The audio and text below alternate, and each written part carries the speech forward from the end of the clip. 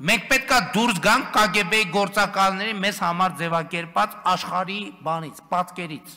Ինչու է Նիկոլ Փաշինյանը այդքան կիրառում միջազգային եզրույթ դարձած ռուսերեն KGB հապավումը։ Ինչ կապ ունի KGB-ն ցեղասպանության հետ եւ ինչու են ռուսների մեղադրում հայ-թուրքական հարաբերությունները փչացնելու մեջ։ Ազգային ժողովում կառավարության հետ հարց ու պատասխանի ժամանակ Փաշինյանը մի քանի անգամ հայտարարեց. ամենայն հայոց կաթողիկոս Գարեգին Բ-ի եղբայրը եզրասարքեպիսկոպոս Ներսիսյանը KGB-ի գործակալ է։ Մամուլում հայտնվում է, որ կաթողիկոսի աղբերը KGB-ի գործակալը, ոչ իմ, ոչ ով է հարց տալիս։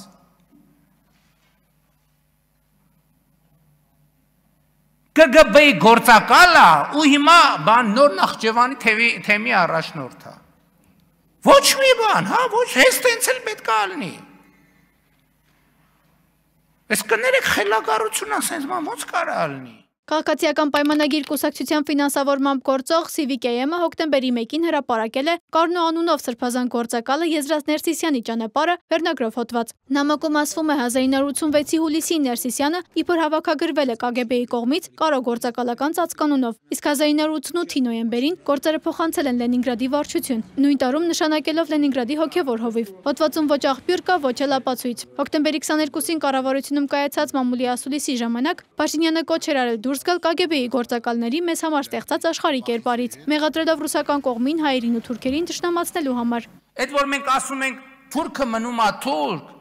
այդ նույն ասացվածքից ընդեղ էլ կա, ընդեղ էլ ասում են հայը մնում է հայ։ Այդ որ մենք ասում ենք ոնց կարելի է վստահել, ոնց կարելի է Ադրբեջանին վստահել,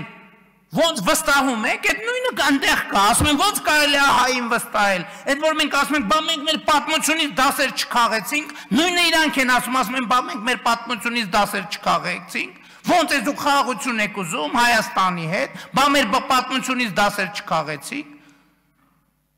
Լսեք, մենք պետք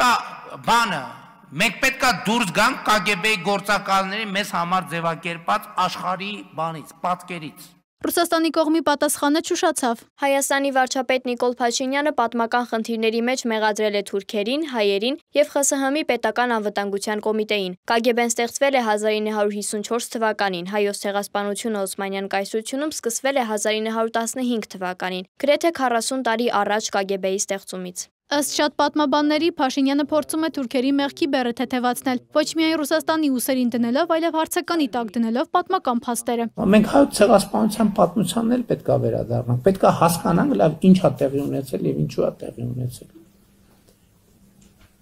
Եվ ինչպես ենք մենք դա ընկալել։ Սրանից բացի այս տարվա մայիսին կառավարությունը մերժեց հայոց ցեղասպանության ժխտումը քրեականացնող նախագիծը։ Պատմաբանի կարծիքով ցեղասպանի կերպարի վերափոխումը հստակ խնդիր է լուծում։ Նոր վերափոխմամբ ինչ խնդիր է լուծում։ Իմ կարծիքով այստեղ ընդհանուր մեր ժողովրդի ինքնության հարց է դրված քննարկման եւ ըստ էության հնոր ցեղասպանությունը ինքը իր բոլոր հետևանքներով այս ժողովրդի ինքնության մի կարևոր մասն է հանդիսանում, որը ենթադրում է նաև վերականգնում, փոխհատուցում, արդարհատուցում, արդարության վերականգնում, իսկ սա չի բխում թուրքական պետության շահերից։ Ըստ պատմաբանի, թեև KGB-ն ուղղակիորեն կապ չունի ցեղասպանության իրագործման հետ, Խորհրդային Միության քաղաքականությունը, այդ թվում հատուկ ծառայությունների միջոցով էական ազդեցություն է ունեցել ցեղասպանության թեմայի լուսաբանման եւ ընկալման վրա։ ԽՍՀՄ-ում պատմական իրադարձությունների մեկնաբանությունները խստորեն վերահսկվում էր գաղափարական եւ քաղաքական նպատակահարմարությունից ելնելով։ Ki bu özellikle 1970'lerde oluşmuş bir politikadır.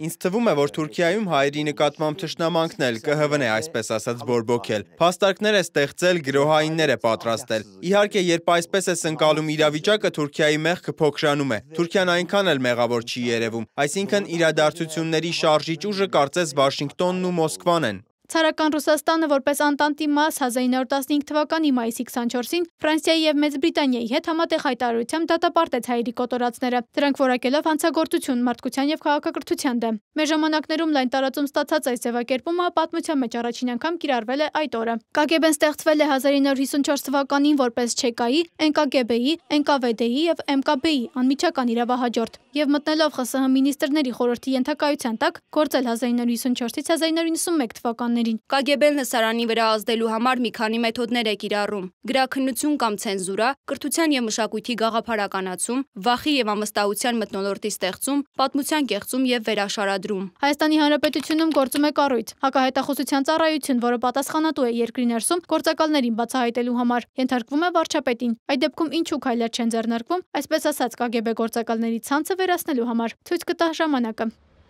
Անի Հովհաննիսյան, Էդգար Գուլոյան, Reopen Media։